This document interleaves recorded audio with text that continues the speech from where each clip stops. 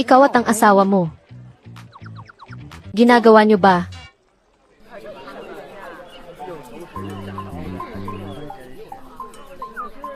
Ginagawa ang ano? Huwag kang magkunwari. Siyempre, bagay na iyon. Anong ibig sabihin ng malamig na mukha? Ha? Magaling na ba ang magpanggap na cool? Kung matapang kangitian mo ako. Sino ba ang tinatakot mo?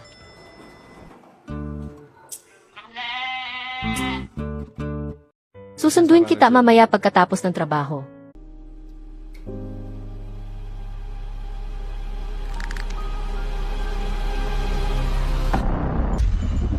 Huwag mo akong hawakan. Jiang Chenye, makikipaghiwalay ako sa iyo.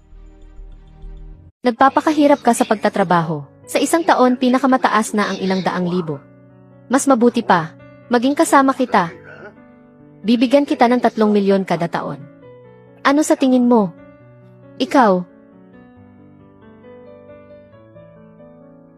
May binabantayan kang ganitong klaseng huli, tapos 2 beses lang pala sa isang linggo. Masyadong kaunti, kailangan mong dagdagan, alam mo ba? Pwede bang hinaan mo ang boses mo? Lungsod ng Jiangcheng. 2 beses lang pala sa isang linggo. Kung hindi mo kakainin, medyo sayang ang pagkakataon. Inaabangan ko ito. Ganyan talaga ang pamilya ng tita ko.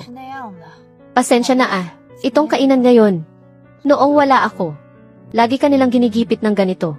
Ayos lang naman, hindi kami masyadong nagkikita. Kung ganoon, hindi na kailangang magkita. Talagang napahirapan ka ngayon. Ako ang asawa ni Meng, si Jiang Chenye.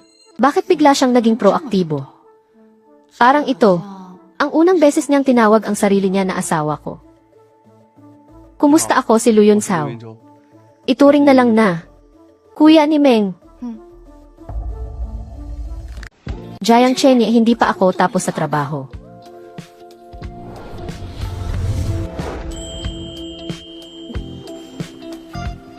Jiang Chenye. Bakit ka nagmamadali? Hindi naman ako tatakbo. Tatanan ka na ba sa bahay? Hindi Inaayos ko lang yung mga damit para sa ibang season. Tungkol sa Jadate. Kasalanan ko. Hindi naman ako galit. Nahihiya lang ako. Kasi napakahalaga ng bagay na ito.